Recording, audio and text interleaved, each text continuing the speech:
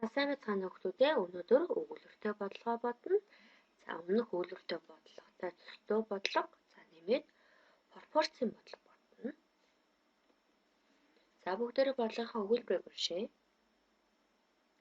А хотоос Б хот тийш 60 км цаг хугацаатай мотоциклтай хүн гарч хагас цаг явсны дараа өмнөөс нь 50 км цаг хугацаатай мотоциклтай хүн гарчээ. А Б хоёр хотын хоорондох зай 162 км бол 2 дугаар хүн гарснаас хойш хэдэн цагийн дараа уулзах вэ?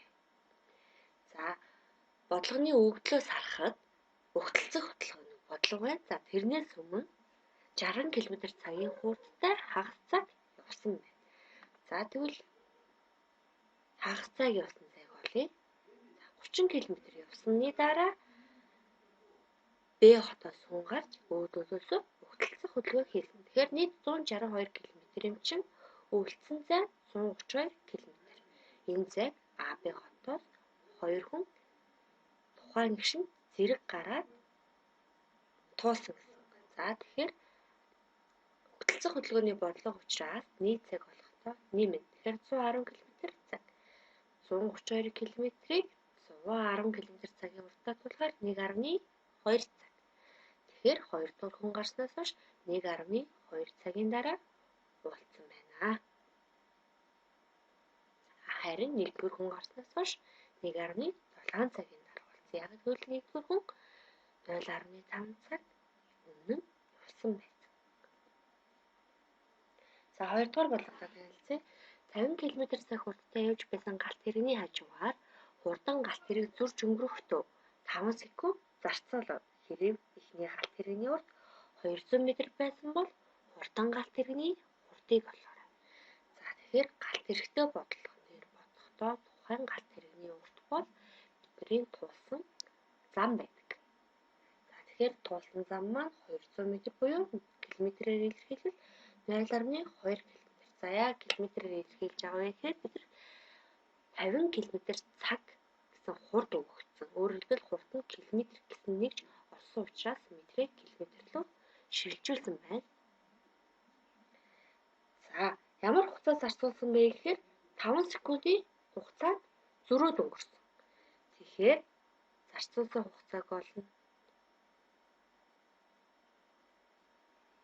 5 секундын хугацаанд зөрөөд өнгөрсөн. Тэгэхээр секундээр өгсөн учраас бид нар үнийгээ цаг руу шилжүүлэх ёстой. За 1 секунд бол 3601 цагтай тэнцүү байдаг. Өөрөөр хэлбэл 1 цаг маань 60 минуттай тэнцүү, 1 минут маань 60 секундтай тэнцүү. Тэгэхээр 1 секунд бол цагны 3601-ийг эзэлдэг. Тэгэхээр 5 секунд учраас 3605 цаг буюу 721 цаг гарсан байна. За одоо бүгдээрээ нэгжийнхаа шилжүүлгийг хийсэн учраас бодлого хөлбөр танилцъя. За хажуугаар нь зурж өнгөрсөн гэсэн учраас өөдөөсөө явж байгаа гэсэн. За тэгэхээр бид нарт хурдан галт тэрэгний хурд мэддэхгүй байгаа. Тэгэхээр түүнийг x гэж. За өөдөөсөө өгтөлцөх хөдөлгөөн учраас 50 км цагийн хурдаа нэмнэ. За x дээр нэмэн 50 км цагийн хурдтайгаар 200 м буюу 0.2 км замыг 721 цагт туулсан байна гэсэн. За тэгэхээр зам бол мэдээж хурд хугацаа хоёрын үржүүр. За тэгэхээр 0.2 нь x дээр нэмэхэд тавьсан хурдыг 721-ээр үржүүлсэндээ тэнцүү. За 721-ээр үржүүлж байгаа учраас хувааж өгнө. Тэгэхээр x дээр нэмэх нь 50 нь бол 144-төө тэнцүү. Тэгэхээр x нь 94 км цаг. За тэгш тэхлийн бодолтыг бас маш сайн хараад аваарай хүүхдүүдээ. За дараагийн бодлого. 120 м хол яваад туулайг нохоо хөгжих. Хэрэв туулаа минут тутам 300 м, нохоо минут тутам 350 м тавьдаг бол нохоо хэдэн минутын дараа туулайг гүйцэх вэ? За мэдээж хөөцөлдөх хөдөлгөөний бодлого байна. За хурдууд нь бидэрт өгөгдсөн байна. За туулааны хурд бол 300 м минут, нохооны хурд 350 м минут. Тэгэхээр энэ хоёр хурдны зөрүүгээр бол бидний зам тодорхойлогддог. За нохой тулааг ямар хугацаанд гүйцэх вэ гэсэн учраас уг хугацааг x-гийн. За туулааны туулсан зам бол мэдээж 120 м-ийн зайтай яваа нэмээд 300 м/минутаар x хугацаанд зам тулсан байна. За харин нохойных 350 x. Тэгвэл бидний мэддэг хурдыг хугацаагаар үржүүлэх зам гарна гэдэг үндсэн дүрмээ ашиглаж байна. За тэгштэглээ бодохоор x нь 2.4 минут гарсан байна. За дараагийн бодлого. Жуулчид аяллаа маршрутын дагуу А-гаас Б хүртэл 3 цаг дунджаар 56 км/цаг хурдтай.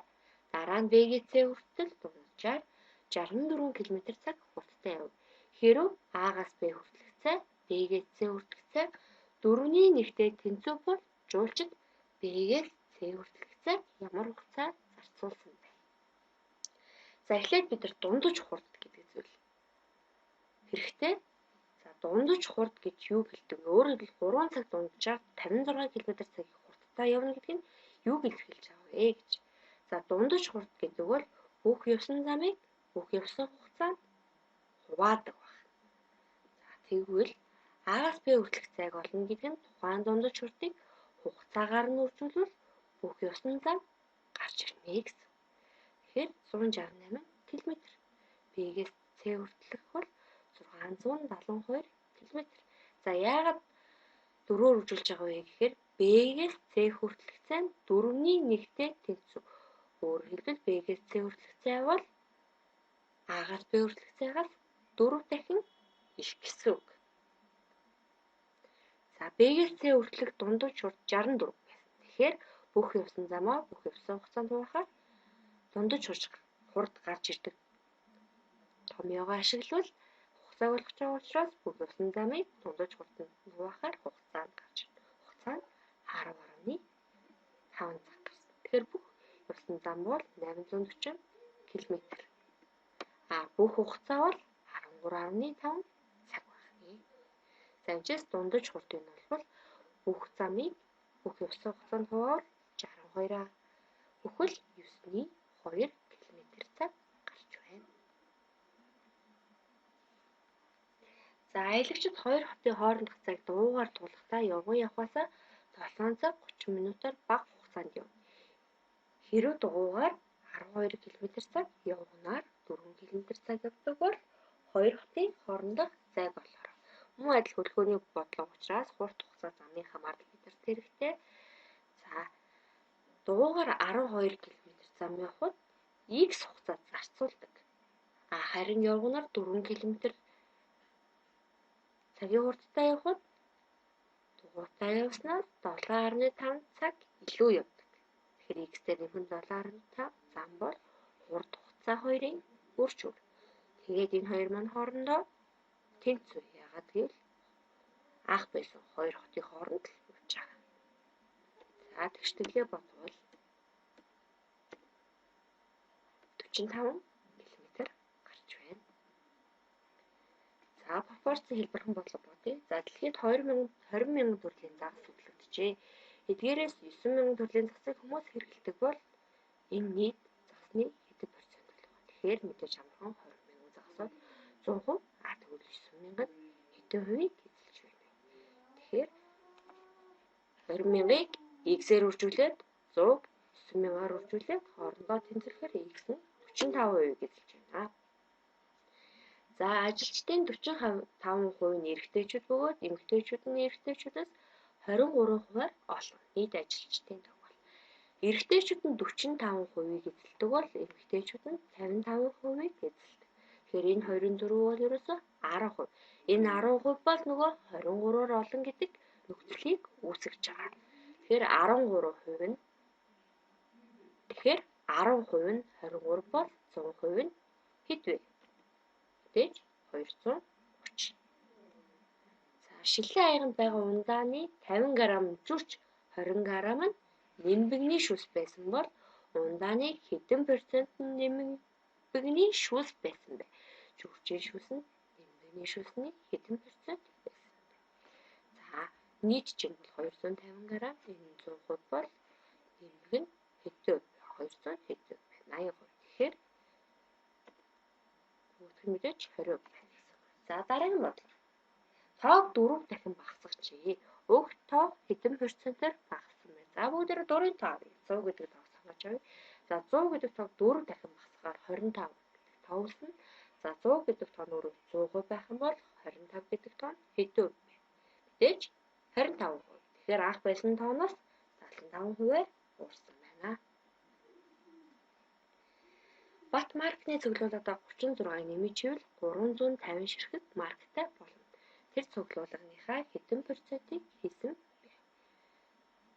За анх тэгэхээр батад 314 марк байсан гэсэн үг. Тийм ээ? За тухайн марк нь яг тэр нөхцөлдөө батын хувьд 100% болно.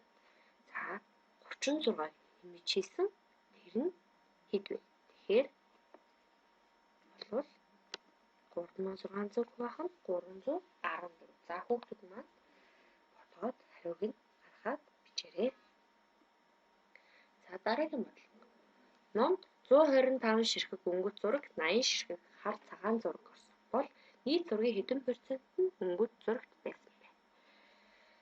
За тэгэхээр 125 ширхэг өнгөт, 80 ширхэг хар гэхээр нийтдээ 205 байсан. 205 100% чинь 125 хэд вэ? За тэгэхээр 60 бүхэл 41-ийн 40%-ийг эзэлж байна.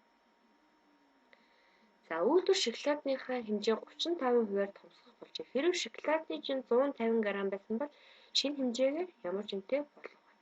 За 150 г нь 100% байсан. Үүнийг бид нар 35%-аар томсгож байгаа учраас 135% болно. За тэгвэл 135% нь хэд вэ? Тэгэхээр 202.5 г жинтэй болсон байна. За маш хэлбэрхэн борцын бодлогод байна. Бачин 800 г бог малт тоолсон бөгөөд 120 ямаа байсан бол хонь болон ямааны тоог процентоор илэрхийлээрэй. За 800 бог малт гэдэг мэднэ ямаа хонь ордог, харин бог малт нь тэмээ өхөр хатуу ордог. За 800 100% юм чинь 120 нь хэдэн вэ гэхээр 15%. Ямаа нь 15% юм чинь хонь хэдэн байх вэ? 85% байх нэ. За цэцгийн өндөр өнгөрсөн зунтай харьцуулбал 8%-аар нэмэгдээд 152 см болсон бол өнгөрсөн зун хэдэн см өндөр байсан бэ? Цэцэрлэгийн талбайд 2000 мод суулгасны 1600 чацрагны мод бусад нь улиас байсан бол улиас нь нийт модын хэдэн процент болох вэ? Монгол Улс 2012-д барилгын салбарт 1.2 сая тонн цемент хэрэглэсэн бөгөөд 2017 энэ нь 1.7 сая тонн болсон байна. Тэгвэл хэдэн процент нэмэгдэнэ гэсэн үг вэ? За бат сургууль руугаа 1800 м зам туулан өртөг байж шинэ гүр тавигдсанаар замаа 30%-аар богиносгоч. Энэ зам нь хэдэн метр урт болох вэ? 11 сая төгрөгийг худалдаж авсан машинаа 3 жилийн дараа үнийг нь 35%-аар бууруулсан бол машинаа ямар үнээр зарсан бэ? За бичлэгээ үзээд өгүүлбэртэй болгон бодлтыг хараад тэмдэглээд за сүүл багшийг нь уншиж өгсөн пропорцийн 5 бодлогыг бодоод багш руугаа чатаар явуулна.